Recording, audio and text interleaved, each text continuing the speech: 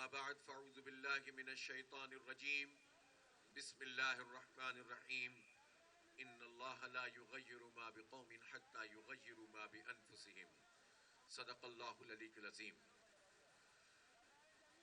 بہت ہی عزیز ناظم اعلیٰ اسلامی جمعیت طلبہ پاکستان برادرم حسن بلال ہاشمی صاحب، محترم جناب اظہر اقبال حسن صاحب deputy general secretary Jamaat Islami Pakistan, محترم محمد جاوید قصوری صاحب امیر جماعت اسلامی صوبہ پنجاب وسطی، برادرم تصور حسین کاظمی صاحب ناظم اسلامی جمعیت طلبہ صوبہ پنجاب جنوبی، برادرم عبداللہ بن عباس ناظم اسلامی جمعیت طلبہ لاہور، برادرم ابو ذر غفاری ناظم تصور صاحب شمالی کے ناظم تھے، ابو ذر غفاری صاحب ناظم جمعیت جنوبی، انعام الرحمن بھائی ناظم جامعہ پنجاب، میرے بہت ہی قابل احترام اساتذہ اکرام، مہمانان گرامی اور پرعزم نوجوانوں، سب سے پہلے میں ناظم اعلیٰ محترم اور ان کی پوری ٹیم کو اور خاص طور پر جمعیت کی اس پوری تنظیم کو جس نے اتنی محنت کر کے ایفرٹ کر کے پوری مہم چلا کے آج یہ عظیم الشان کنونشن یہاں منعقد کیا ہے، مبارکباد پیش کرتا ہوں، خراج تحسین پیش کرتا ہوں۔ اسلامی جمعیت طلبہ نوجوانوں کے لیے ایک امید بھی ہے، اور اسلامی جمعیت طلبہ نے ہمیشہ پاکستان میں امید کے چراغ جلائے ہیں، تعلیم کی شمع روشن کی ہے، حق کی بالادستی کی جد و جہد کی ہے، پاکستان کی نظریاتی اور جغرافیائی سرحدوں کی حفاظت کی ہے، اور یہ اسلامی جمعیت طلبہ ہے جس کا سفر پاکستان کے سفر کے کچھ ساتھ ہی شروع ہو گیا تھا۔ 14 اگست 1947 پاکستان قائم ہوا اور 23 دسمبر 1947 کو اسلامی جمعیت طلبہ قائم ہوئی تھی۔ یہ سید ابو الاعلیٰ مودودی رحمۃ اللہ علیہ کا ویژن تھا کہ انہوں نے نوجوانوں کے لیے ایک ایسی تحریک کو قائم کیا جو اپنی اخلاقی قدروں اور اپنے معیار اور اس کے اعتبار سے پوری امت کے ماتھے کا جھومر بنے، وہ پاکستان کو اس کے اصل نظریے کی طرف قائم رکھنے والی تحریک بنے اور وہ نوجوانوں کی امنگوں کی ترجمان بنے۔ اسلامی جمعیت طلبہ نے سید مودودی کو مایوس نہیں کیا اور پاکستان کے تعلیمی اداروں میں ہر کشمکش میں خیر اور حق کے لیے آواز کو بلند کیا۔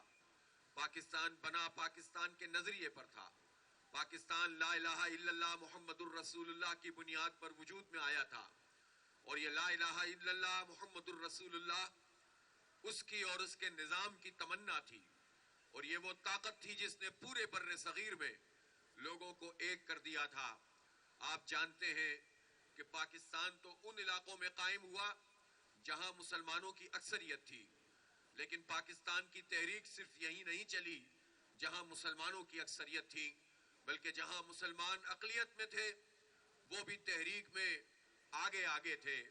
کیا بنگال اور کیا بہار، کیا یو پی اور سی پی، پورا بر صغیر ایک ہی نظریے اور ایک ہی عقیدے کی خاطر اٹھ کر کھڑا ہو گیا تھا، اور یہ کلمے کی طاقت تھی جس نے سب کو ایک کر دیا تھا۔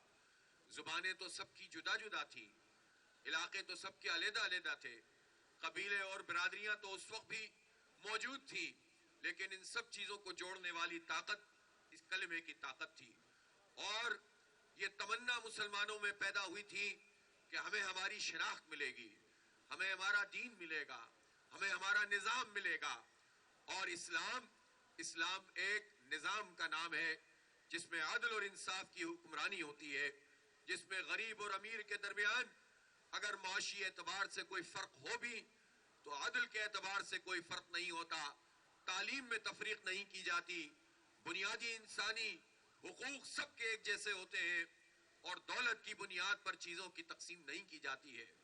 اور لوگوں نے سمجھا تھا کہ ہم برہمن سامراج کے جس غلبے میں زندگی گزار رہے ہیں ہماری شناخت مٹتی جا رہی ہے.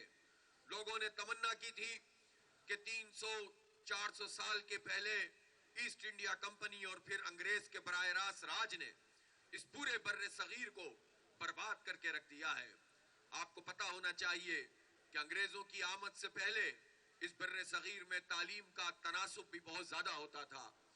خاص طور پر میں ذکر کرتا ہوں، بنگال کا ذکر کرتا ہوں، جہاں 90% سے زائد شرح خواندگی تھی، صنعتیں تھیں، ہر چیز میں آگے تھے اور ترقی کر رہے تھے.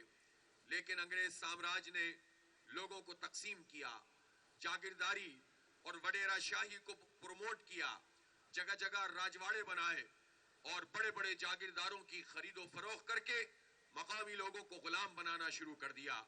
یہاں کی جتنی نوادرات تھی وہ اٹھا کر لندن میں لے گئے اور انہوں نے ہماری زبانوں کو بے اثر کر دیا.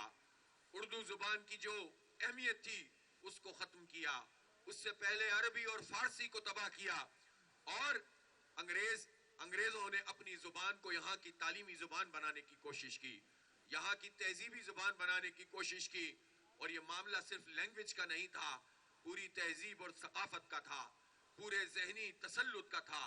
یہ صرف عملی غلامی نہیں تھی بلکہ ذہنی غلامی بھی تھی، جس میں لوگوں کو مبتلا کر دیا گیا اور اس کے نتیجے میں ایسا طبقہ اس خطے میں پیدا ہوا جو بظاہر رنگ و نسل کے اعتبار سے تو یہاں کا رہنے والا تھا، لیکن اپنی ذہن اور سوچ کے اعتبار سے انگریز یا اس کا غلام بنا ہوا تھا. انگریز نے یہاں فوج کا نظام بھی اپنی مرضی اور اپنی جو ان کے خیالات تھے اور ان کے جو عزائم تھے اس کی بنیاد پر بنایا. بیوروکریسی کا نظام بھی اسی طرح بنایا. آپ دیکھیں کہ یہ انگریز سامراج کس قدر ہوشیار تھا کہ جہاں جو ڈیموکریسی ان کے ہاں موجود ہوتی ہے اس ڈیموکریسی سے اس نے اس خطے کے لوگوں کو دور کرنے کی کوشش کی.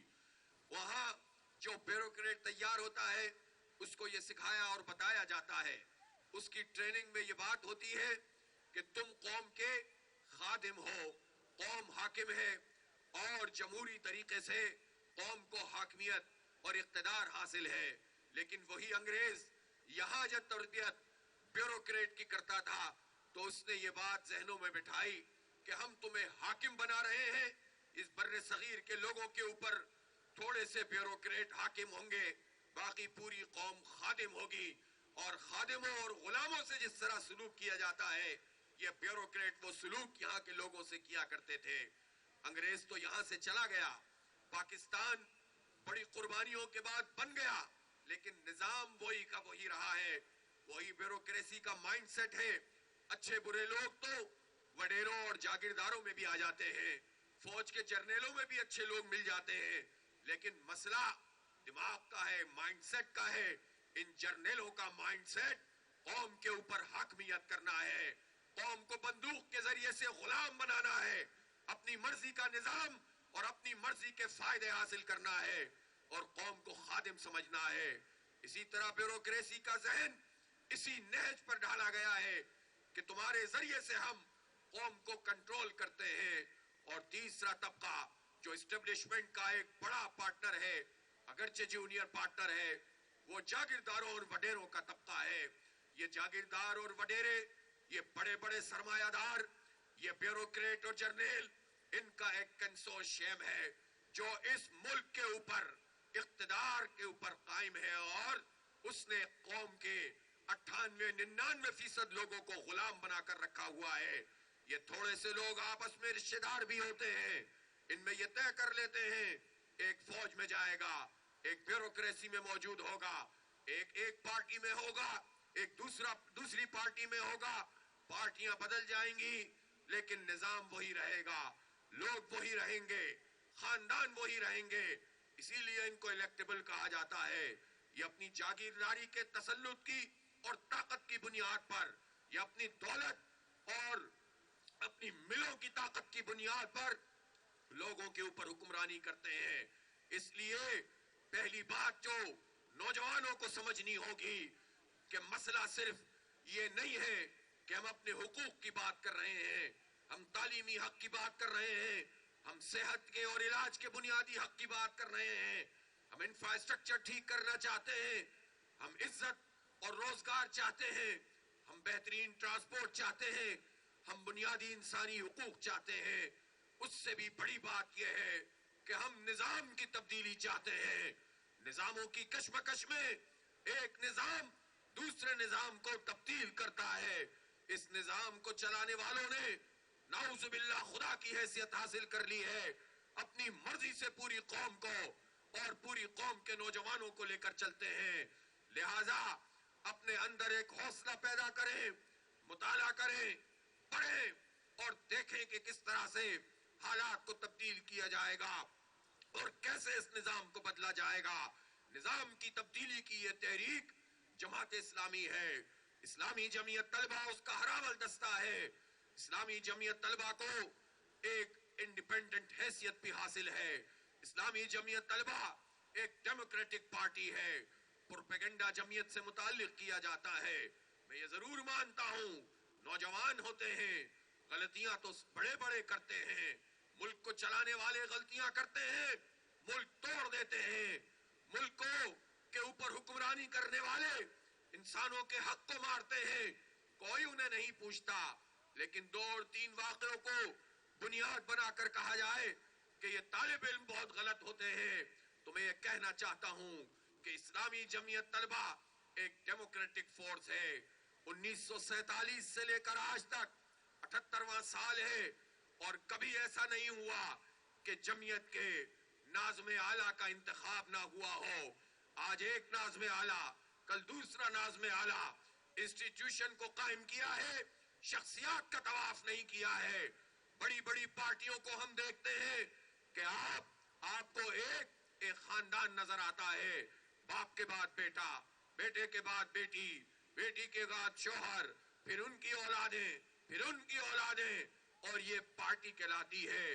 میں پوچھنا چاہتا ہوں، پاکستان پیپلز پارٹی اپنے آپ کو جمہوری پارٹی کہتی ہے، اس کی پیدائش ایک عامر جنرل ایوب کی گود میں ہوئی ہے، اور جنرل ایوب کی مہم چلانے والا ذوالفقار علی بھٹو بعد میں اس نے اپنی ایک پارٹی کو قائم کیا، بڑے بڑے اعلانات کیے، لیکن سارے جاگیرداروں اور وڈیروں کو اپنے ساتھ ملایا، اور پھر اتنے یہ ڈیموکریٹک ہیں، اتنے یہ جمہوری ہیں کہ اکثریت کی بات نہیں مانی، ملک توڑ دیا، لیکن جمہور کی رائے کو قبول نہیں کیا، اور یہ لوگوں سے کہا کہ اجلاس ڈھاکہ میں نہیں ہوگا، جو جائے گا اس کی ٹانگیں توڑوں گا۔ ذوالفقار علی بھٹو بہت بڑا کریکٹر ہے، پاکستان کو 2 لاکھ کرنے والا، لیکن اس سے پہلے جنرل یحییٰ خان ہے، اس سے پہلے جنرل ایوب خان ہے۔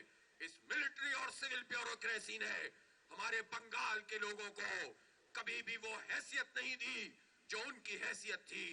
بنگال کے لوگوں نے تو پاکستان کی تحریک میں قربانیاں دی تھیں، بنگال کے لوگوں نے تو اردو کی تحریک چلائی تھی، قائد اعظم کا ساتھ دیا تھا، لیکن اکثریت جس کو حاصل تھی اس کو وزیر اعظم بنانے سے انکار کیا، اور اپنے آپ کو ڈیموکریٹک کہتے ہیں۔ باپ کے بعد بیٹی، بیٹی کے بعد شوہر، پھر ان کا بیٹا، پھر آنے والی اولادیں، ایک خاندان، اس کا نام پارٹی رکھا ہوا ہے۔ کبھی وصیت پہ چلتی ہے، کبھی وراثت پہ چلتی ہے۔ نون لیگ کس چیز کا نام ہے؟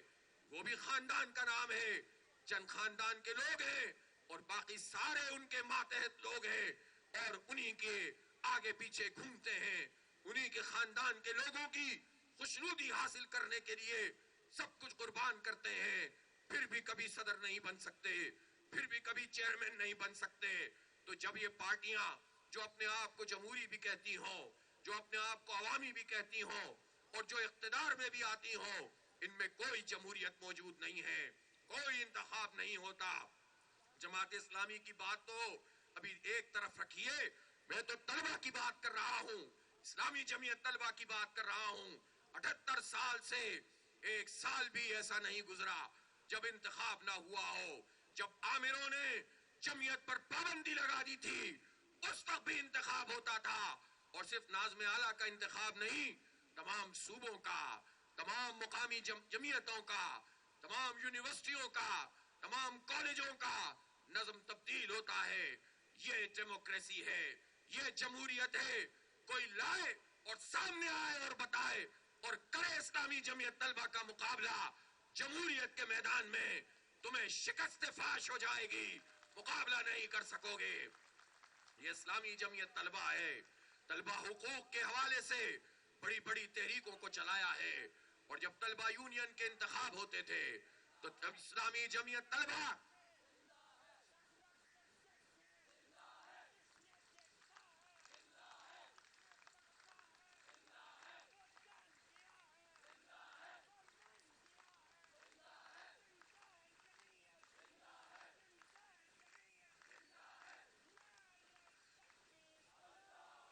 طلبہ حقوق کی بات ہے، جب طلبہ یونین کے انتخابات ہوتے تھے تو ان انتخابات میں اسلامی جمعیت طلبہ پورے پاکستان میں طلبہ کی توجہ کا مرکز اور امیدوں کا محور بنتی تھی، کامیابی حاصل کرتی تھی۔ اور جب طلبہ یونین کے انتخاب ہوتے تھے تو پھر اس طرح سے مڈل کلاس اور غریب لوگوں پر تعلیم کے دروازے بند نہیں ہوتے تھے، اس لیے کہ ایک منتخب پلیٹ فارم ہوتا تھا جو طلبہ کی نمائندگی کرتا تھا، اور جو سنڈیکیٹ ہوتی تھی، جو سینٹ ہوتی تھی جامعات کی، اس میں یونین کی نمائندگی ہوتی تھی۔ اب تو فیصلے حکمران کرتے ہیں، وائس چانسلر کی حالت تو دگرگوں ہوتی ہے کہ اگر وہ تعلیمی بجٹ بڑھانے اور گرانٹ بڑھانے کی بات کرتے ہیں تو اٹھا کر پھینک دیا جاتا ہے، ان کی اپنی کوئی حیثیت تسلیم نہیں کی جاتی، لہذا وائس چانسلر بھی اپنی نوکری پکی کرنے کے لیے جگہ جگہ حکمرانوں کی طرف دیکھتے ہیں، انہی سے فریاد کرتے ہیں، اور پھر حکم نامے جاری ہوتے ہیں کہ فیس میں اضافہ کر دو، ہاسٹل کی فیس میں اضافہ کر دو، پر سیمسٹر فیس میں اضافہ کر دو، اور وہ طلبہ کے اوپر اور ان کے والدین پہ یہ بوجھ پڑتا چلا جاتا ہے۔ اور اگر واقعی نمائندہ تحریک کوئی موجود ہو، منتخب ادارہ موجود ہو، تو یہ ظلم نہیں کیا جا سکتا، کوئی اس طرح سے تعلیم کے دروازے غریبوں اور مڈل کلاس پر بند نہیں کر سکتا ہے۔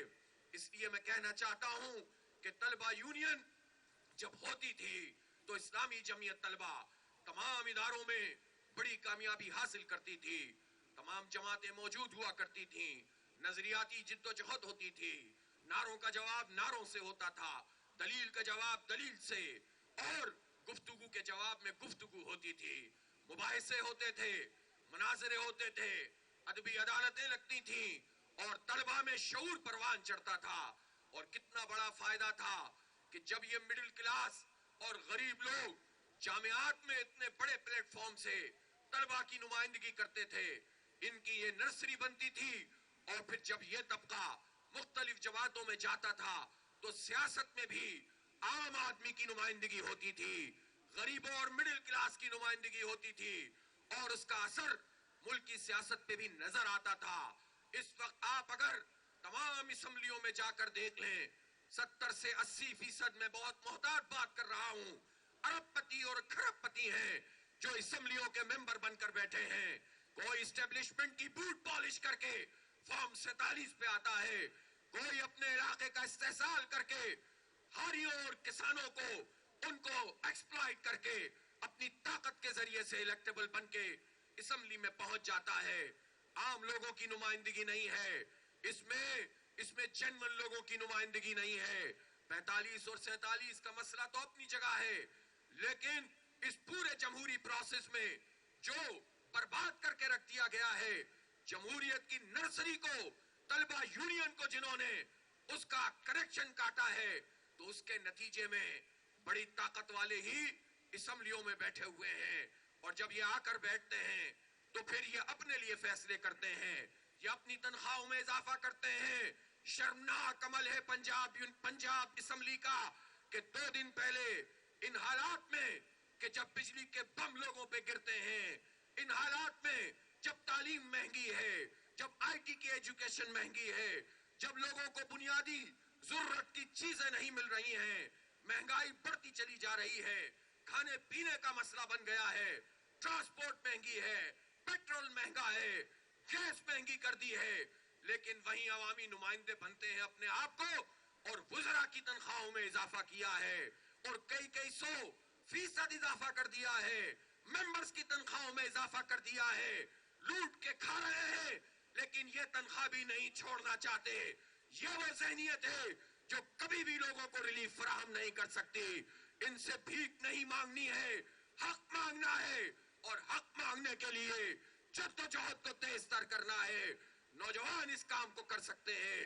اس لیے اسلامی جمعیت طلبہ جمہوریت میں اس کا کوئی مقابلہ پاکستان کی کوئی بڑی سے بڑی پولیٹیکل پارٹی نہیں کر سکتی. طلبہ کی نمائندگی کا کوئی بھی، نوجوانوں کی نمائندگی کا مقابلہ کوئی نہیں کر سکتا. اور ملک کی خاطر جانیں قربان کی ہیں. دیکھو بنگلہ دیش میں، جو آج بنگلہ دیش ہے وہ تو ہمارا بازو تھا، اس کو تو ہم سے دور کیا گیا تھا. پھر جو 3 بڑے کردار بنے تھے جنہوں نے مشرقی پاکستان کو ہم سے جدا کیا، سقوط ڈھاکہ ہوا، وہ ایوب خان کے بعد جنرل یحییٰ تھے، ذوالفقار علی بھٹو اور مجیب الرحمان، شیخ مجیب الرحمان تھے. کسی زیادتی کے نتیجے میں کسی بھی پارٹی کو لائسنس ٹو کل نہیں دیا جا سکتا. عوامی لیگ نے بھی صرف نان بنگلہ لوگوں کا قتل عام نہیں کیا، بلکہ مکتی باہنی کے ساتھ مل کر، بھارت کے ساتھ مل کر خود محب وطن بنگالیوں کا قتل عام کیا. اور قتل عام کا یہ سلسلہ آج سے چند مہینے پہلے تک جاری رہا ہے. لیکن اس وقت بھی جب بنگلہ دیش بن رہا تھا، ہمارے حکمرانوں کی عاقبت نااندیشیوں کی وجہ سے بن رہا تھا، اور بھارت نے اپنی فوجیں اتار دی تھیں، تو پاکستان کے تحفظ کے لیے، پاکستان کسی جغرافیہ کا نام نہیں تھا. اگر پاکستان جغرافیہ کا نام ہوتا تو ہزار کلومیٹر فاصلے سے 2 خطے ایک ملک نہ بنتے. پاکستان نظریے کا نام تھا اور ہے، پاکستان عقیدے کا نام تھا اور ہے. اور اس نظریے کی بنیاد پر جب عدل نہیں ہوا تو دوریاں پیدا ہوئیں. اور پھر پاکستان کو جب تقسیم کیا جا رہا تھا تو پاکستان کی حفاظت ایک مسجد کی طرح جماعت اسلامی نے کی، اسلامی جمعیت طلبہ نے کی، البدر اور الشمس نے کی. ان لوگوں نے ہم سے کہا کہ البدر اور الشمس دہشت گرد تنظیمیں ہیں. یہ خود دہشت گرد ہیں جو انسانوں کے حقوق پامال کر کے ہمارے سروں پر مسلط ہوتے ہیں. ہم نے پاکستان کے لیے قربانیاں دی ہیں، ہم نے ہتھیار نہیں ڈالے. فوج کے جرنیلوں کو یہ بات بھی پتا چلنی چاہیے کہ جو ہمارا راستہ یہ روکتے ہیں، ہمیں آگے نہیں بڑھنے دیتے ہیں، چوروں اور ڈاکوؤں کو ہم پر مسلط کرتے ہیں. کراچی میں ہم جیت رہے ہوں، ڈاکوؤں کو مسلط کر دیتے ہیں، سسٹم کو ہم پر مسلط کر دیتے ہیں. کہیں اور کوئی اور جمہور کی رائے سے آ رہا ہو، فارم 47 کی بنیاد پر ڈاکوؤں کو مسلط کر دیتے ہیں. ہم ان سے بھی کہنا چاہتے ہیں، ہم نے ہتھیار نہیں ڈالے تھے، ہم نے قربانیاں دی تھیں، ہم نے خون دیا تھا، کشتیوں کی کشتیاں ڈبو دی گئی تھیں، ہم نے خون دے کر پاکستان کے نظریے کی حفاظت کی تھی.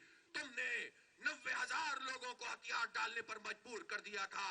تم تاریخ میں ہمیشہ اسی طرح دیکھے جاؤ گے. اور الحمدللہ اسلامی جمعیت طلبہ، جماعت اسلامی، البدر اور الشمس ہمیشہ سے عزت اور وقار کے ساتھ قیامت تک کے لیے سر بلند ہو گئے ہیں. میرے بھائیوں اور دوستوں،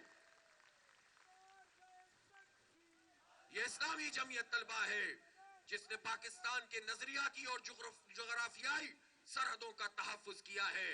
اور یہی اسلامی جمعیت طلبہ ہے جو آج اگر یہاں پر اس سڑک پر دھرنے کی صورت میں اور کنونشن کی صورت میں موجود ہے تو ہم کیا مطالبہ کر رہے ہیں؟ یہ نوجوان مطالبہ کر رہے ہیں کہ پاکستان کو، پاکستان کے عوام کو حق دو، ان کی تعلیم کا حق دو. پاکستان میں اس وقت 40% سے زائد لوگ غربت کی لکیر سے نیچے زندگی گزار رہے ہیں. 10 کروڑ انسان غربت کی لکیر سے نیچے زندگی گزار رہے ہیں. اور پھر صورتحال یہ ہے کہ اس وقت 2 کروڑ 75 لاکھ بچے آؤٹ آف اسکول ہیں جن کی عمریں 5 سے 15-16 سال تک کی ہیں. آئین کا آرٹیکل 25 بتاتا ہے کہ ہر ایک کو مفت اور معیاری تعلیم دی جائے گی. ہر بچے کا یہ حق ہے کہ وہ اسکول جائے گا اور پڑھے گا. اگر یہ حکمران طبقہ جو ہمارے اوپر مسلط ہے، جو 77 سال سے ہم پر حاکم رہے ہیں، انہوں نے قوم کو نہیں پڑھایا ہے، قوم کو جاہل بنایا ہے، تو 3.25 کروڑ لوگ بچے جہاں جن کی عمریں اسکول جانے کی ہیں، اسکول سے اگر باہر ہیں تو کس کا شکار ہوں گے؟ یہ مافیاز کا شکار ہوں گے، یہ منشیات کا کام کرنے والوں کا شکار ہوں گے. اور پھر پاکستان کے لیے وہ کیا کر سکیں گے.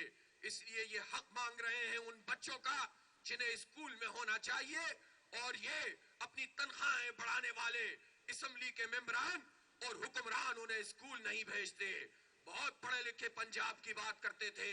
1,17,00,000 بچے پنجاب میں ہیں جن کی عمریں اسکول جانے کی ہیں, اسکول نہیں جا رہے. بجائے اس کے کہ نئے اسکول بنائے جائیں, سرکار اپنی ذمہ داری نبھائے اور پوری کرے. سرکار کا عالم یہ ہے کہ شاہانہ مزاج ہے. 25,000 اسکول انہوں نے پبلک پرائیویٹ پارٹنرشپ میں دینے کا اعلان کر دیا ہے. اس مرحلے میں 13,000 اسکول دے رہے ہیں. ہم مذمت کرتے ہیں اس عمل کی. یہ تمہاری ذمہ داری ہے. یہ ہم تم سے کوئی بھیک نہیں مانگ رہے. یہ ہمارے بچوں کا حق ہے کہ انہیں اسکول ملے اور سرکار کا ملے اور معیاری ملے, تعلیم ملے, معیاری ملے. یہ نہیں ہوگا کہ سرکاری اسکول کا مطلب تباہ تعلیم ہے اور پرائیویٹ اسکول کا مطلب یہ ہے کہ جتنے پیسے دیتے جاؤ اتنی اچھی تعلیم لیتے جاؤ. یہ تعلیم کی تجارت یہ کسی صورت میں بھی قابل قبول نہیں ہے. ہماری 1400 سال کی ہسٹری ہے. تعلیم کبھی کموڈیٹی نہیں رہی ہے, تجارت نہیں رہی ہے, لیکن ان ظالموں نے تعلیم کو بھی تجارت بنا دیا ہے. اس لیے ہم یہ سمجھتے ہیں کہ یہ جو 13,000 اسکولوں کا معاملہ ہے, میں حیران ہوں کہ کل ہائی کورٹ نے پٹیشن سننے سے انکار کر دیا ہے. ایک مرتبہ پھر اس پٹیشن کو فائل کیا جائے. ہم خود بھی اس پر کام کریں گے انشاءاللہ, اور پاکستان کے بچوں کی نئی نسل کی ترجمانی کریں گے. یہ ہم اپنے عدالت عالیہ سے کہنا چاہتے ہیں کہ آپ حکومت کے ایجنٹ کا کردار ادا نہ کریں. ہمیں معلوم ہے کہ 26ویں آئینی ترمیم میں جن مسٹروں اور مولاناؤں نے اس وقت اسٹیبلشمنٹ کی چھتری تلے یہ سارا نظام چلایا ہے اور عدلیہ کو اپنے انگوٹھے کے نیچے لینے کی کوشش کی ہے, اس کے نتیجے میں یہ جج اب حکومت کی طرف دیکھتے ہیں. لیکن اگر عدلیہ اپنا کام نہیں کرے گی تو عوامی عدالتیں لگائیں گے, نوجوانوں کی عدالتیں لگائیں گے, طلبہ کی عدالتیں لگائیں گے اور انہیں اپنا کام کرنے پر مجبور کریں گے. اس لیے کوئی ہم قبول نہیں کرتے تھے اس بات کو کہ 13,000 سرکاری اسکولوں کو پبلک پرائیویٹ پارٹنرشپ میں دیا جائے. کہتے ہیں کہ ہم تو اس کو گرانٹ دیں گے اور ہم اس کی نگرانی کریں گے. بھائی اگر نگرانی آپ کر رہے ہوتے تو پھر آپ پبلک پرائیویٹ پارٹنرشپ میں کیوں دے رہے ہیں, نگرانی کیوں نہیں کر رہے؟ لہٰذا یہ سب جھوٹی باتیں ہیں. اپنے سر سے اس بلا, جس کو یہ بلا سمجھتے ہیں, ہٹانا چاہتے ہیں. پھر ہم آگے چلتے ہیں. کالجوں کی جو صورتحال ہے, جامعات کا جو معاملہ ہے, اس وقت آپ کو میں کہنا چاہتا ہوں, نوجوانوں اس بات کو سمجھ لو اچھی طرح. ان ظالموں نے ہمیں برسہ برس دہائیوں میں اس طرح سے ہم سے تعلیم کو چھینا ہے کہ ہمارے غریب اور مڈل کلاس لوگ اب یہ سمجھتے ہیں کہ اچھی اور معیاری تعلیم تو مفت ہو ہی نہیں سکتی اور یہ ہمارا کوئی حق نہیں ہے. پاکستان کا آئین پاکستان کے غریبوں کو یہ حق دیتا ہے اور مڈل کلاس لوگوں کو یہ حق دیتا ہے کہ ان کو معیاری تعلیم ملے گی اور مفت تعلیم ملے گی. یہ آئینی حق ہے, اس دستور کے مطابق ہمارا حق ہے. یہ خیرات نہیں ہے جو ہمیں خیرات کے نام پر یہ دے رہے ہوتے ہیں, تو اس حق کو چھیننا پڑے گا. آپ اس وقت پڑھ رہے ہیں, آپ کے والدین پیٹ کاٹ کے آپ کو پڑھا رہے ہیں. کتنے بچے ہیں جو کسی کالج کا رخ نہیں کر سکتے. آپ کو پتا ہونا چاہیے کہ اسکولوں میں اور کالجوں اور یونیورسٹیوں میں سب ملا کر 5.5 کروڑ بچے اگر ہیں تو جامعات میں صرف 22 لاکھ لوگ ہیں, اور کالجوں کو بھی ملا لیں تو یہ سب ملا کے 57 لاکھ لوگ ہیں. یہ 57 لاکھ کیوں ہیں؟ یہ ڈبل کیوں نہیں ہے؟ یہ ٹرپل کیوں نہیں ہے؟ اس لیے کہ لوگ اب آگے پڑھنے کا سوچ بھی نہیں سکتے. سرکار کی تعلیم بھی ان سے بہت مہنگی کر دی گئی ہے. پرائیویٹ اداروں میں یہ کہاں سے جائیں؟ بجائے اس کے کہ اسکول بڑھائے جائیں, بجائے اس کے کہ کالج بڑھائے جائیں, بجائے اس کے کہ جامعات بڑھائی جائیں, یہ تو کم کرتے چلے جا رہے ہیں اور کسی ایک بلڈنگ کو چارٹر دے دیتے ہیں, اسی کا نام یونیورسٹی رکھ دیتے ہیں. اصل میں یونیورسٹیاں کتنی ہیں؟ اصل میں ان کو گرانٹ کتنی مل رہی ہے؟ تحقیق اس میں کتنی ہو رہی ہے؟ لوگوں کو کتنا ڈیولپ کیا جا رہا ہے؟ یہ کچھ بھی نہیں ہو رہا. اس لیے ہم یہ سمجھتے ہیں کہ اس حق کے لیے ہمیں میدان میں نکل کر اپنی آواز کو بلند کرنا ہوگا. 57 لاکھ لوگ, اگر یہ نوجوان جو میں اسکول نہیں کالجوں کی بات کر رہا ہوں, جو پرائیویٹ اور سرکاری دونوں میں موجود ہیں, اگر ان سب کی فیس ختم کر دی جائے تو کتنا اثر پڑے گا قومی خزانے پہ؟ آپ سوچ سکتے ہیں کتنا اثر پڑے گا. میں آپ کو بتانا چاہتا ہوں پاکستان میں آئی پی پیز ان کو 2000 ارب روپے سے زائد وہ کیپیسٹی پیمنٹ دی گئی لاسٹ ایئر کہ جو کیپیسٹی جو بجلی بنی ہی نہیں, جو بجلی بنی ہی نہیں, اس بجلی کے پیسے ان ظالم حکمرانوں کی نااہلیوں اور کرپشن کی وجہ سے پاکستانی قوم کو دینے پڑتے ہیں, پاکستان کے شہریوں کو دینے پڑتے ہیں, بجلی کے بلوں میں لگا کر دیتے ہیں, پیٹرول کی لیوی کی صورت میں دیتے ہیں, گیس کی صورت میں دیتے ہیں, ٹیکسوں کی صورت میں تنخواہ دار لوگ دیتے ہیں. تو ہم پیسے دیتے ہیں تو یہ کیپیسٹی پیمنٹ ادا کرتے ہیں, جو بجلی بنتی نہیں ہے اس بجلی کے پیسے ادا کرتے ہیں. اگر کالجوں سے لے کر یونیورسٹیوں تک سرکاری اور پرائیویٹ تمام جامعات کا آپ اگر ایک انالیسس کریں اور ان کا فی اسٹرکچر دیکھیں تو ان سب کو اگر فری ایجوکیشن مل جائے, ان سے کوئی فیس بھی وصول نہ کی جائے, تو یہ 550 ارب روپے ہیں. صرف 550 ارب روپے میں سارے کالج, ساری یونیورسٹیاں, سب یہ فری ایجوکیشن ہو جائے گی. تو یہ نوجوانوں کو پیسے نہیں دے سکتے, یہ چند لوگوں کو کیپیسٹی پیمنٹ کے 2000 ارب روپے دے سکتے ہیں. تو یہ ظالمانہ نظام ہے. ہم سے کہتے ہیں یونیورسٹی چلے گی کیسے, ہم سے کہتے ہیں کالج آگے بڑھے گا کیسے, ایجوکیشن میں کام ہوگا کیسے. پوچھنا چاہتا ہوں جب سے 18ویں ترمیم کے بعد یہ سارے سبجیکٹ جب صوبائی سبجیکٹ بن گئے ہیں تو کسی کا بجٹ 450 ارب ہے سندھ کا, کسی کا 600 ارب ہے, کسی کا 200 ارب ہے, کسی کا 300 ارب ہے. یہ 2000 ارب روپے تو تعلیم کے بجٹ کے موجود ہیں. یہ کہاں لگ رہے ہیں, کس پر لگ رہے ہیں, کون کھا رہا ہے؟ یہ لوٹ کے کھانے والے لوگ ہمارے سروں پر مسلط ہیں. نظام جب بدلے گا تو ہمارا پیسہ ہم پر لگے گا, ہمارے نوجوانوں پر لگے گا, ہماری تعلیم پر لگے گا, ہماری صحت کی سہولتوں پہ لگے گا. اس لیے اس نظام کی تبدیلی کی جد و جہد کو تیز کرنے کی ضرورت ہے. اس لیے یہ دھوکے بازی کا پورا سسٹم چند ہاتھوں میں موجود ہے, بیوقوف ہمیں بناتے ہیں. اس لیے اپنے حق کے لیے آواز بلند کرنی ہے. ہمارا حق ہے کہ طلبہ یونین بحال ہونی چاہیے. یہ جمہوریت کی نرسری ہے, یہ علم و دانش کی نرسری ہے, یہ سوچ اور شعور اس کو پروان چڑھانے کا ذریعہ ہے. یہ چاہتے ہیں کہ آنکھوں کے اوپر پردے ڈال دیں, کان ان کے بند ہو جائیں, کچھ دیکھنے سننے کی صلاحیت یہ نوجوان نہ رکھیں, اور ان کو زبردستی اس پورے نظام کی جکڑ بندیوں میں لگا دیا جائے. میں پوچھنا چاہتا ہوں, ابھی آئی ٹی منسٹر صاحبہ کچھ فرما رہی تھیں کہ ہم بہت آگے بڑھنا چاہتے ہیں, آئی ٹی میں یہ کر دیں گے اور وہ کر دیں گے. اور جب ان سے پوچھا گیا کہ انٹرنیٹ سلو کیوں ہے تو ادھر ادھر دیکھنے لگ گئیں, کوئی جواب ان کے پاس موجود نہیں تھا. آپ آئی ٹی میں آگے بڑھنا چاہتے ہیں, انٹرنیٹ سلو رکھنا چاہتے ہیں, آپ چاہتے ہیں کہ ہمارے نوجوان اپنی آئی ٹی ایکسپورٹ بڑھائیں, اور فائر وال لگا کے آپ پورا سسٹم ڈیمیج کرنا چاہتے ہیں, اور یہ چاہتے ہیں کہ آپ کی چند خواہشات کی وجہ سے پورا ملک پیچھے کی طرف چلا جائے. آئی ٹی کا دور بہت آگے بڑھ رہا ہے, اے آئی سے بھی زیادہ ایڈوانسمنٹ ہونے جا رہی ہے.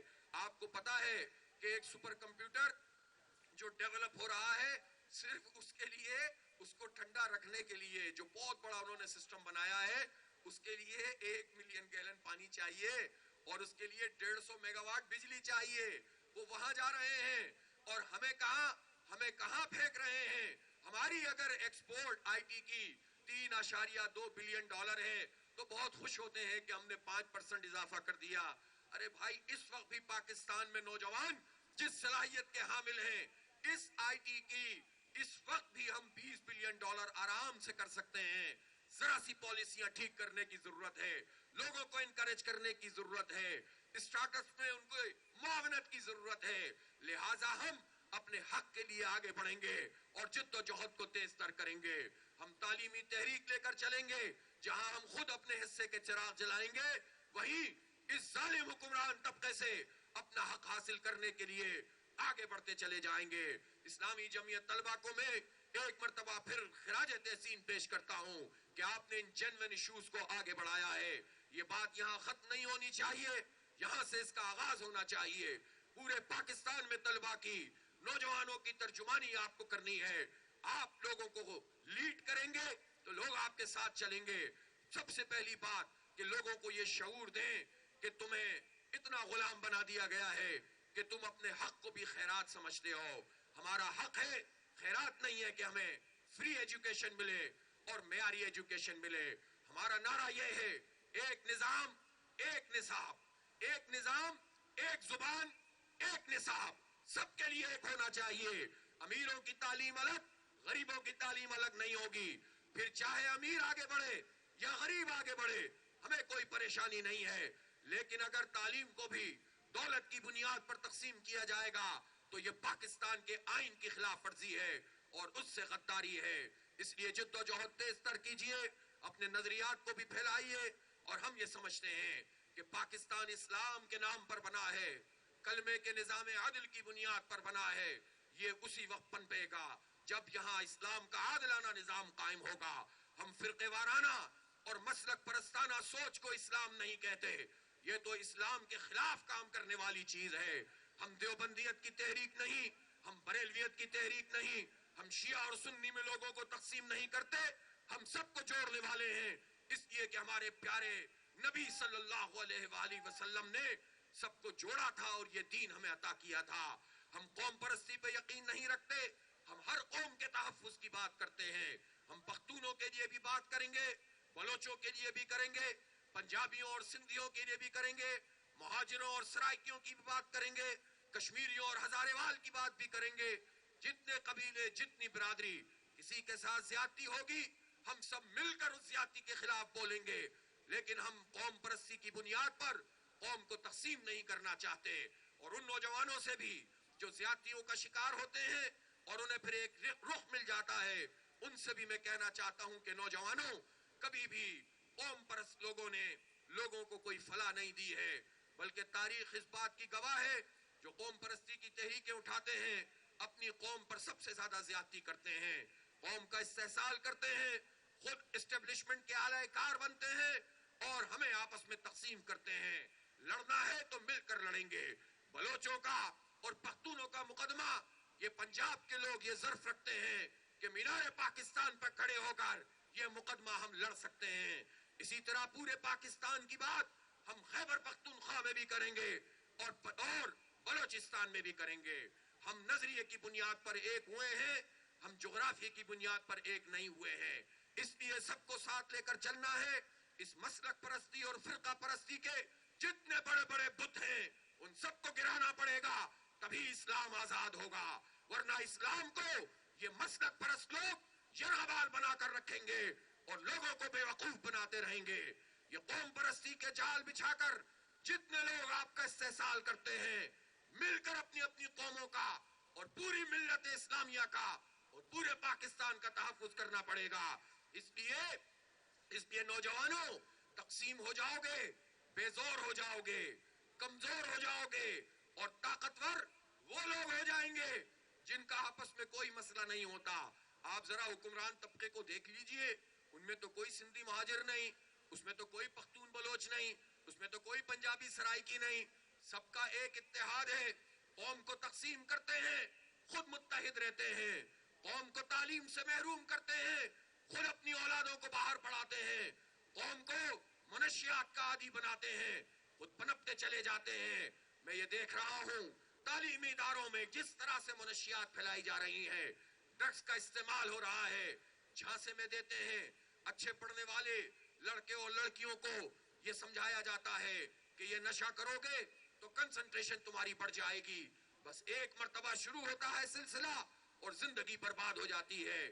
جو بیچارے کچھ نہیں جانتے ان کو بھی اسی طرح سے اس لت میں ڈال دیا جاتا ہے. بہت بڑے پیمانے پر سرکاری اور نجی جامعات میں اور اسکولوں تک کی سطح پر منشیات پھیل رہی ہیں. اس کا مقابلہ کرنا پڑے گا. میں یہ پوچھنا چاہتا ہوں, یہ منشیات آتی کہاں سے ہے؟ اگر یہ اسمگل ہوتی ہے تو کیسے ہے؟ کون لوگ کھڑے ہوتے ہیں سرحدوں پر؟ کیوں اس کا تحفظ نہیں کرتے ہیں؟ یہ منشیات اگر آتی ہیں اور اگر علاقے میں کوئی اڈا موجود ہے تو آپ سمجھ سکتے ہیں کہ پاکستان میں کوئی منشیات کا اڈا پولیس کی مرضی کے بغیر نہیں چل سکتا. یاد رکھیں اس بات کو, اگر منشیات کا اڈا چل رہا ہے تو پولیس بھٹا لے رہی ہے, اور اگر پولیس یہ کام کر رہی ہے تو پھر پولیس کس کے تحفظ کے لیے ہے؟ اس لیے اس حوالے سے بھی اپنی بات کو پھیلانے اور بڑھانے کی ضرورت ہے. ہمارے نوجوانوں کو تعلیم دو، ان کے جسموں میں زہر مت کھولو. حکمرانوں سے کہتا ہوں کہ اس پر ہوش کے ناخن لو. اس لیے آئیے آگے بڑھتے ہیں، قوت بنتے ہیں، متحد ہوتے ہیں اور ان سارے بیوپاریوں کو خیر بات کہتے ہیں جنہوں نے آج تک قوم کو تقسیم کیا ہے. وآخر دعوانا ان الحمدللہ رب العالمین.